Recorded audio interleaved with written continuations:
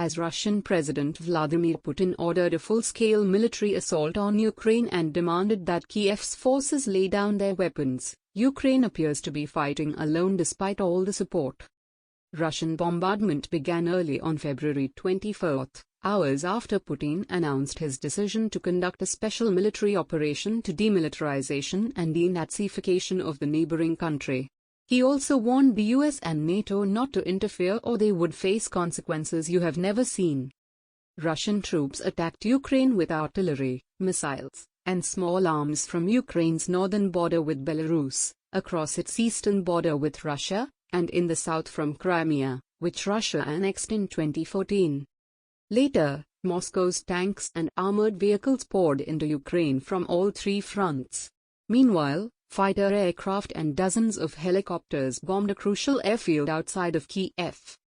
Russian forces began standoff missile attacks against command and control facilities, air defense installations, air bases, and other vital targets. Several videos are circulating on social media as the invasion is taking place. The weapons and their wreckage used by Russian and Ukrainian soldiers can easily be seen in these shots. Russian forces wreak havoc. Footage showing Russian missile strikes and shells retrieved from various sites in Ukraine was shared on social media. While Russia claims to be carrying out precision strikes, reports from the ground indicate that civilian areas have been targeted as well. The Russians deployed the Smerch, a powerful multiple-launch rocket system, MLRS, that is also used by the Indian Army. The Smerch is installed on vehicles and can fire 12 rounds in 38 seconds. The Urga multi-rocket launcher system, which has 16 tubes in each unit but only about half the range of the Smerch, is also believed to have been used by the Russian troops.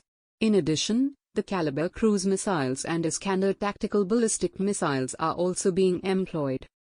With a range of up to 2,500 kilometers, the Caliber cruise missile appears to be their preferred weapon in this operation. The weapon was previously deployed in Syria in 2015. Ukrainian officials also confirmed that during the initial stages of the invasion, Russian soldiers fired at least 30 Caliber cruise missiles at Ukrainian sites. The Iskander tactical ballistic missile has a range of 300 to 400 kilometers. The missile is equipped with the latest Russian radar systems and is designed to evade enemy missile defenses by changing course mid-flight. Last month, the Eurasian Times had reported that Russia has deployed a large number of Iskander short-range ballistic missile (SRBM) systems in areas bordering Ukraine. For aerial assaults, Russian forces are believed to be using MiG-29, Su-35, and Su-24 fighter jets, in addition to Ka-52 Alligator attack helicopters. If videos circulating on the internet prove to be true, 2 Russian Aerospace Forces Ka-52 helicopters were shot down by Ukrainian forces. In one video, a helicopter armed with anti-tank guided missiles and carrying external fuel tanks can be seen on the ground. It is likely that the chopper suffered damage due to a detonation by a proximity-fused anti-aircraft missile. The damaged Ka-52 shows markings of the Russian Aerospace Forces and an individual code on its airframe, but it does have a white V symbol, which is purportedly used to identify Russian military assets landing in Ukraine from Belarus. Another video shows the debris of a crashed helicopter falling into a water body near Vyshhorod, north of Kiev. A crew member used a parachute and was retrieved from the water by a boat. Ukraine says it killed 50 Russian soldiers. While Russia is unleashing destruction, Ukraine has been able to inflict some damage on Russian forces. Kiev claims nearly 50 Russian and 40 Ukrainian soldiers were killed, 7 planes were shot down, and a few tanks were destroyed.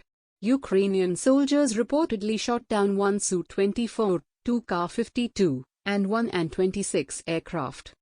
Despite the fact that Ukraine's aerial combat assets have been a major target of Russia's activities thus far, the Ministry of Defense claims that at least some of its Turkish-made TB2 armed unmanned aircraft are still being used against the invading forces.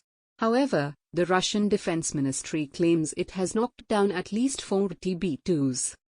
Latvian Defense Minister Artis Pabriks stated that the US made Stinger short-range surface-to-air missiles that Latvia recently delivered to Ukraine have already been used successfully against Russian soldiers.